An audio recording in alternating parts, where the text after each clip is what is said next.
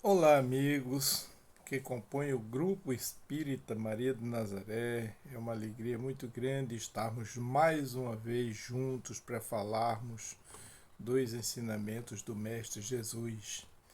Queremos cumprimentar também os internautas que estejam nos ouvindo, participando conosco, desejando muita paz e muita luz a todos e agradecendo aos amigos do Grupo Espírito Maria de Nazaré por mais esse convite. Hoje nós iremos refletir sobre o Evangelho segundo o Espiritismo no capítulo 17, Sedes Perfeitos. Mais precisamente no item 4, os bons espíritas. Esse item ele vem logo após o item 3, que é o homem de bem, onde Kardec nos dá uma receita de como viver bem para alcançar a felicidade ou a evolução espiritual. E em seguida vem a reflexão sobre os bons espíritas. Com certeza, aqueles que passarem no teste do item 3, o homem de bem, com certeza serão bons espíritas ou bons cristãos, porque é a mesma coisa. Ser cristão ou ser espírita se confundem, porque um e outro tem o mesmo significado. Isso já afirma Leon Denis na sua obra Espiritismo e Cristianismo, sobre essa dúvida que muita gente tem. Espiritismo e cristianismo é a mesma coisa? Lógico que é, porque o espiritismo ele segue os preceitos, os ensinamentos básicos do Mestre Jesus. E aí nós vamos ver Kardec se referindo a esse item 4, os bons espíritas, ele refletindo sobre os bons espíritas é aquele que vivencia o espiritismo. E o que é o espiritismo? O espiritismo bem compreendido, mas sobretudo bem sentido, conduz forçosamente aos resultados do que nos ensina o item 3, o homem de bem, aquela lista de recomendações que Kardec fez.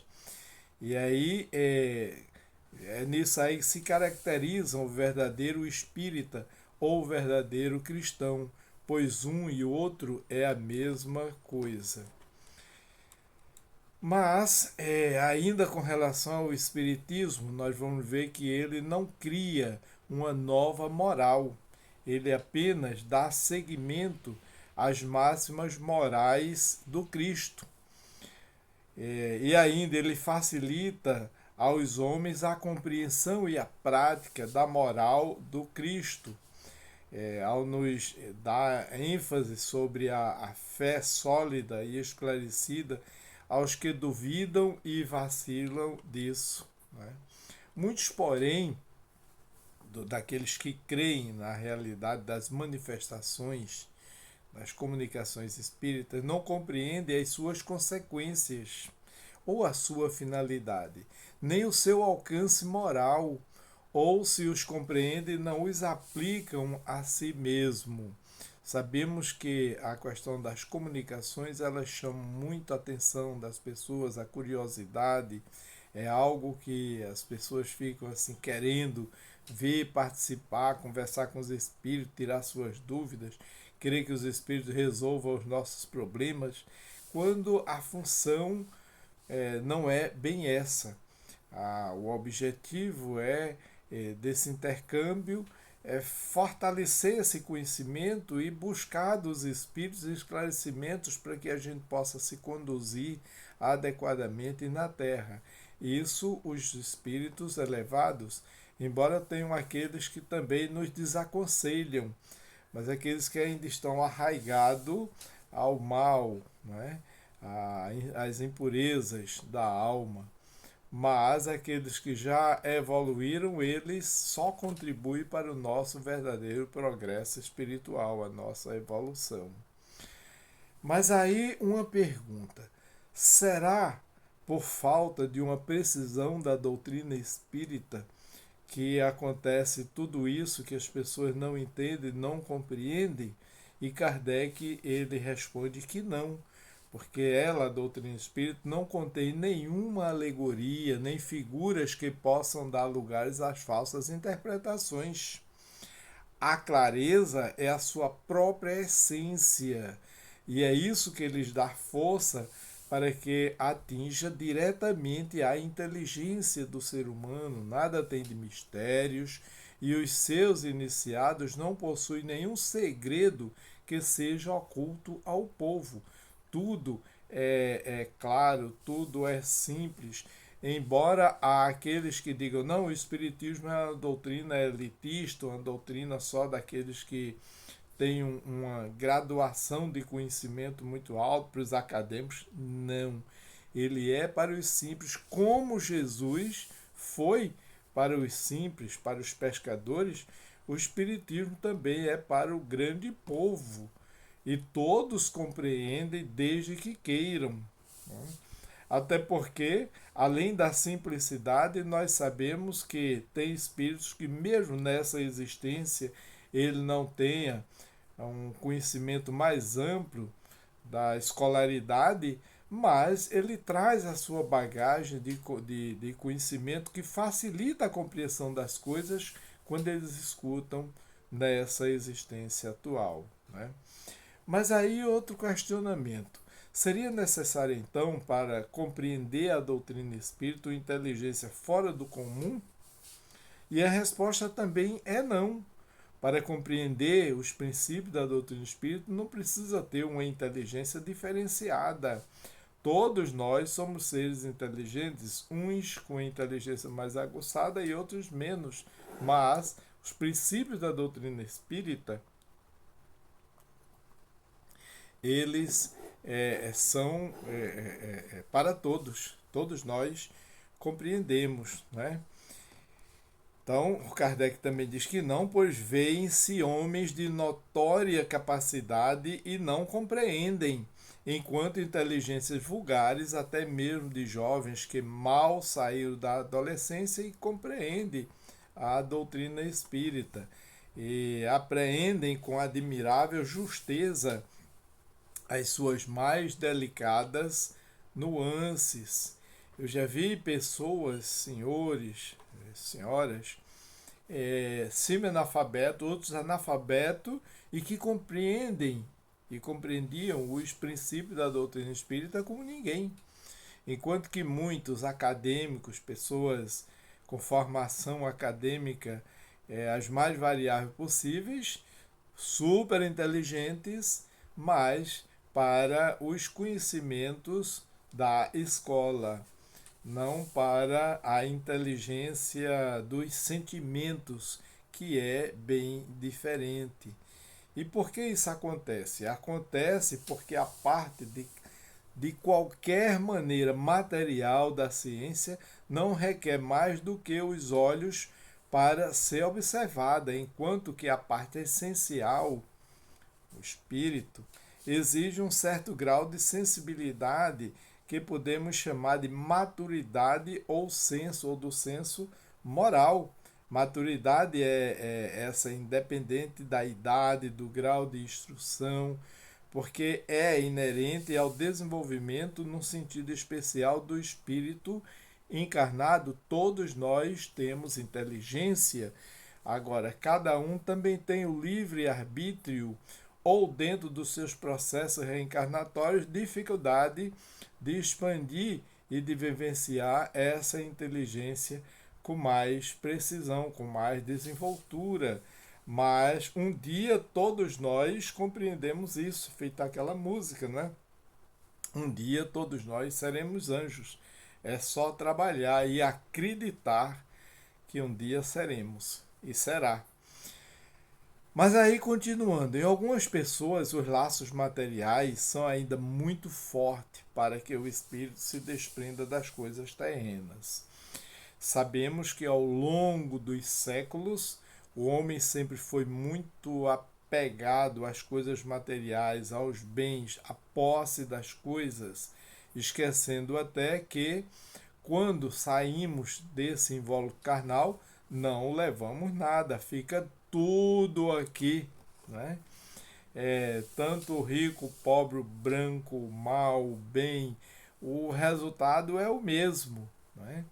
E a gente só leva aquilo que fazemos de bom, só levamos o bem, né?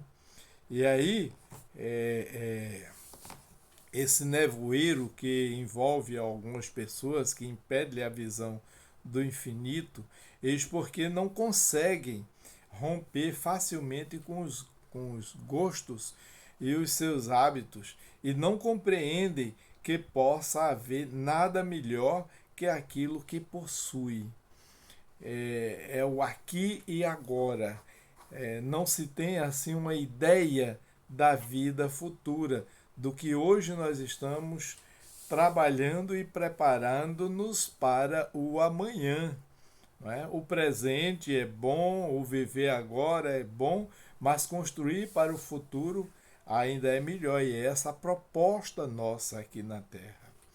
Cada um de nós temos uma missão, temos um compromisso com a vida, o que muitas vezes a gente demora a entender e a compreender isso, e muitas vezes de forma tardia, mas para Deus nunca é tarde a gente recomeçar. Mas aí Kardec ainda nos leva à reflexão sobre a crença nos espíritos, que é para elas um simples fato que não modifica pouco a nada as suas tendências, das pessoas que não a compreendem, não é? De suas tendências instintivas. Numa palavra, não veem mais do que um raio de luz insuficiente para orientá-las e para dar-lhes uma aspiração profunda capaz de modificar-lhes as próprias tendências. E nós vivemos aqui na Terra assim. A gente às vezes frequenta uma igreja, um templo, estudamos, mas demoramos muito a modificar, até quando compreendemos e passamos a entender a vida futura, é que a gente vai se desapegando do aqui e do agora. Né? E muitos apegam-se mais aos fenômenos do que à moral. Os fenômenos são importantes para nos trazer esclarecimento. A doutrina espírita ela teve a grande contribuição dos espíritos através dos fenômenos mediúnicos, mas o resultado disso é a perfeição moral do indivíduo. Se nós não nos aperfeiçoarmos moralmente, nada estamos fazendo, né? Essas pessoas assim pedem aos espíritos que incessantemente as iniciem em novos ministérios, sem indagarem se tornaram dignas de penetrar os segredos do Criador. São, afinal, os espíritos imperfeitos, alguns dos quais estacionam no caminho ou se distanciam dos seus irmãos de crença porque recuam ante a obrigação de se reformarem ou porque preferem a companhia dos que participam das suas fraquezas ou das suas prevenções. E a gente vê muito disso na nossa vida, né? Dentro das nossas imperfeições, como já falamos, estamos num plano de provas e expiações, onde temos nossos graus de imperfeição ainda aqui na Terra. Mas aquele que podemos com razão qualificar de verdadeiro e sincero espírita encontra-se num grau superior de adiantamento moral.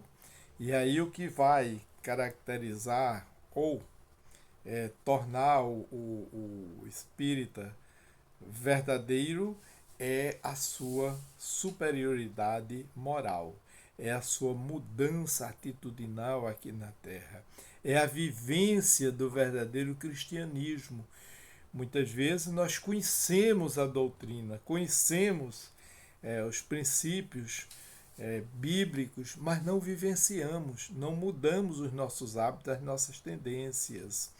O espírito já domina mais completamente a matéria, ele dá uma percepção mais clara do futuro. Os princípios da doutrina fazem vibrar-lhes as fibras que nos outros permanecem mudas, ou numa palavra, foi tocado no coração, e por isso a sua fé é inabalável.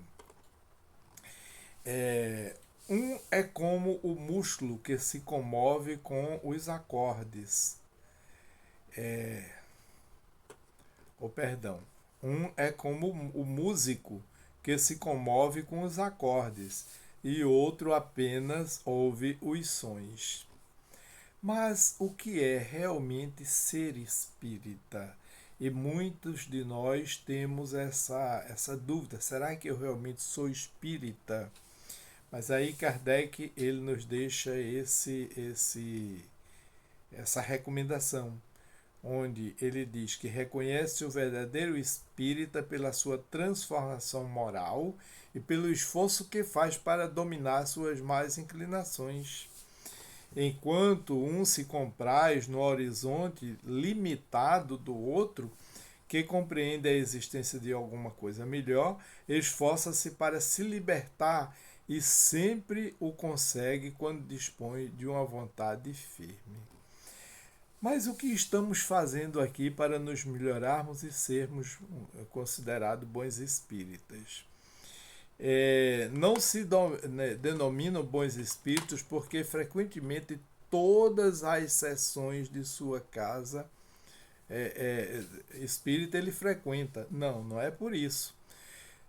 Só porque busca ser espírita esclarecido através da busca do conhecimento, não, sem as obras nada disso vale. Qual é a missão que todos os espíritas possuem? É a responsabilidade para consigo mesmo e com o seu próprio esclarecimento. E aí, meus amigos, os verdadeiros aprendizes do Evangelho, os bons espíritas, são os que ajudam sem ofender, esclarecem sem perturbar, aprenderam a ser útil, distribuem os dons do Cristo em silêncio e na palavra, ligam-se como lâmpadas perfeitas à frente da eterna sabedoria. E aí lembremos que quando nós atingimos esse estágio, aí sim nós estamos sendo verdadeiros espíritas. Muita paz e muita luz, que Deus nos abençoe hoje e sempre.